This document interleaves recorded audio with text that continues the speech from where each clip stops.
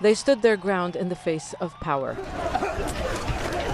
Relentless tear gas by security forces, at times live ammunition. But protesters didn't leave. Too angry at a political class they blame for Tuesday's blast that killed dozens and destroyed and damaged many neighborhoods in the Lebanese capital. The authorities were aware that thousands of tons of highly explosive material was stored at the Beirut port for years. We have survived the explosion, but part of all of us has died, to be honest. But what can we do? I am one of the fortunate ones who can leave and establish myself outside, but all these people cannot. So what can we do? What they did was return to the streets. They have been demanding a new leadership for months. Many were injured in running battles that lasted for hours.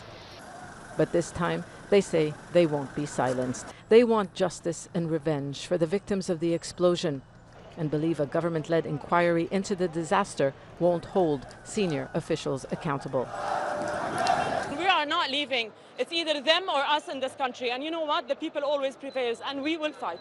We want revenge, and our revenge is by putting all the political class either on the hanging stools you see over there or in the dustbins, but we want them out.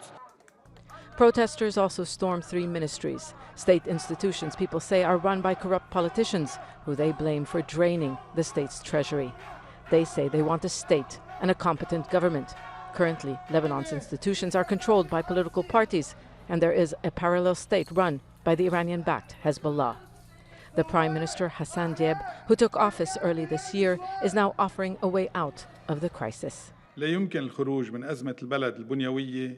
We cannot face these problems unless we have early elections, to elect new politicians and a new parliament.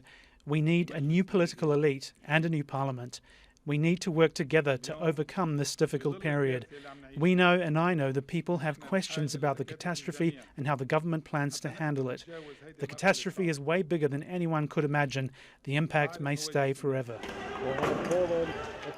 Early elections have been one of the opposition's demands, but there are concerns. The sectarian-based political system and electoral law won't give independent candidates a chance. The early elections is a good step, but I'm afraid that the political parties they still have the power over the people, and it's all about the system. Like, I'm afraid that we will have the same people again. It's not the first time central Beirut turns into a battleground between the people and the establishment. The struggle for change is not new. The anger has been building for years. Many feel those in power caved in by proposing early elections. The governing alliance is not just facing pressure from the street. The state is nearly bankrupt, and the international community won't help unless politicians fight state corruption.